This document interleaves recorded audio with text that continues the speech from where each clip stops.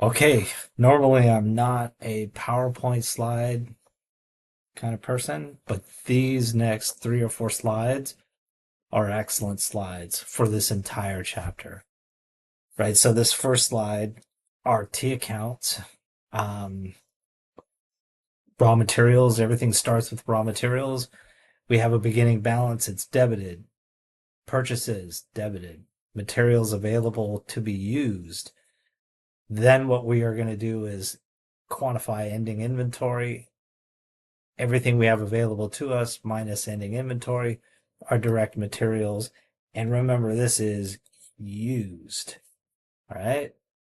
Then we have work in process, beginning balance.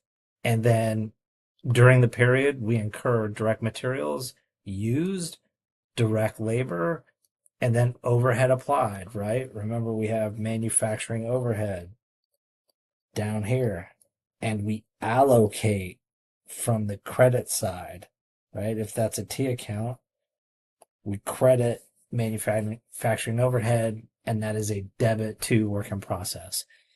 Then we quantify all of the costs that we have to account for. It's everything we added during the year plus beginning inventory. Then we subtract our ending inventory to back into cost of goods manufactured. Cost of goods manufactured feeds into finished goods. Finished goods, beginning balance. Then we add cost of goods manufactured, subtract ending inventory to get cost of goods sold.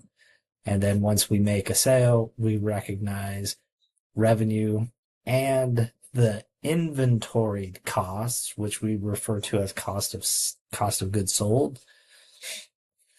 I really like this slide. Next slide. This one is less straightforward. And initially, when I first looked at it, I was like, didn't want to cover it, but I actually think this is a very good slide. Okay. So again, it's going to go through situations. So situation one is raw material purchases, right? So it's letting you know, hey, this first debit, besides beginning balance, our materials purchased. And then if you want, you can look at the next slide, and the next slide is going to show you the journal entry for materials purchased. And then even better, the next slide is going to walk you through schedule of goods manufactured. And schedule of goods manufactured is really coming from this right here, right? 9300, 9300. And these are the journal entries to get you to the 9300. And again, it's direct material is going to go straight to work in process, assuming there's no beginning balance. Then we're going to have factory overhead, and we're going to have direct labor.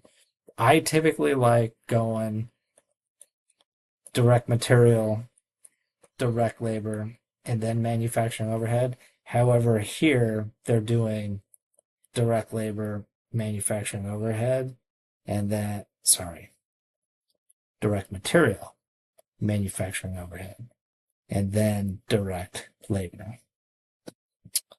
Either way is fine, but I like to be consistent and do it this way every single time. Right? So I would definitely rely on, absent my scribbling, this is slide 25, slide 26, 27, 28, and then 29, right? 29 is a good one. Current assets, here are our 3 inventory costs: raw materials, work in process, ending inventory.